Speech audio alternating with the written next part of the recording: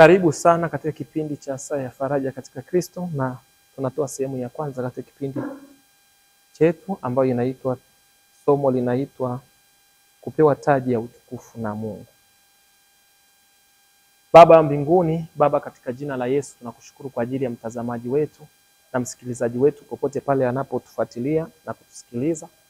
Tunakusihi ukapate kumbariki, usimwache wala usimpungukie. Amen. Taji ya utukufu.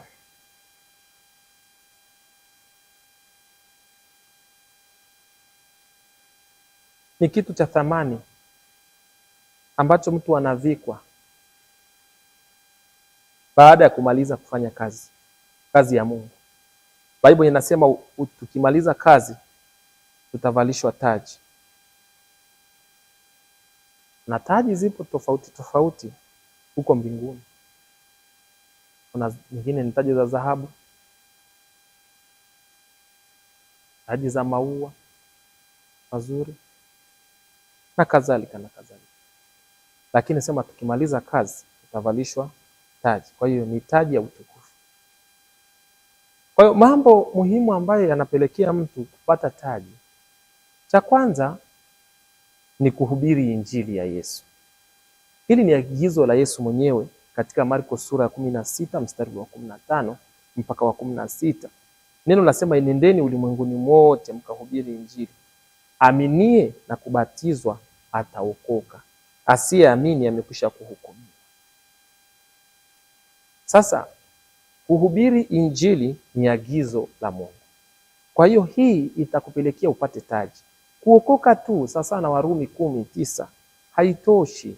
Inatakiwa ukiokoka pia ufanye kitu katika ufalme wa Mungu. Sasa uhubiri injili, ushuhudie watu habari za Yesu.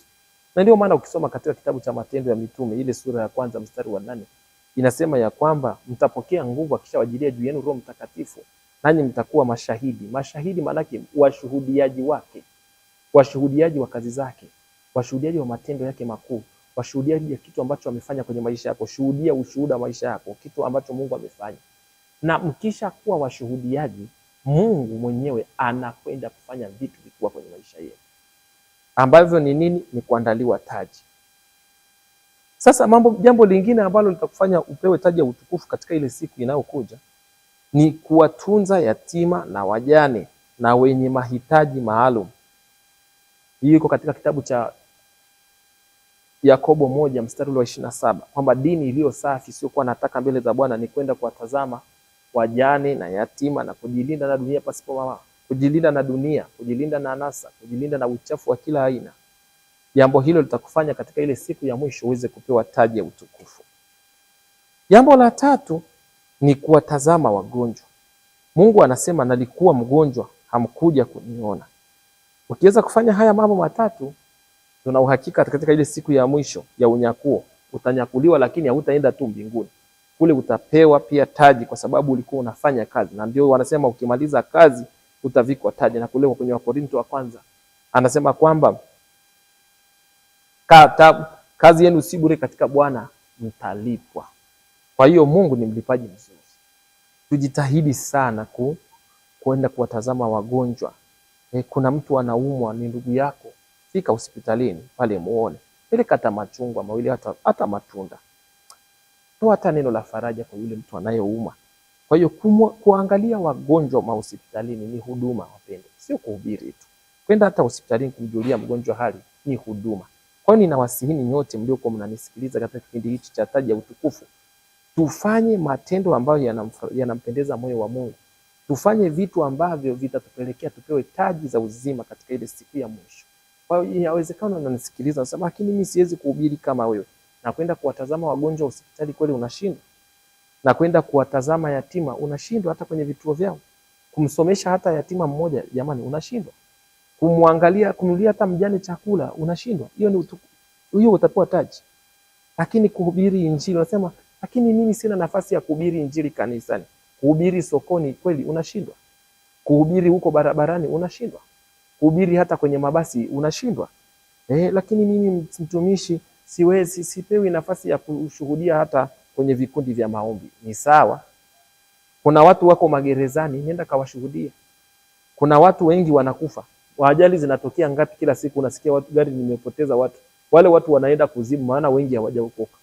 Unaonaje wewe ungeingia kwenye basi ukatangaza habari za Yesu na ukaongoza mtu sala ya toba, alafu kasikia ile basi imepata ajali, amekufa? Maana yake hajafa huyo, amelala, ameenda mbinguni.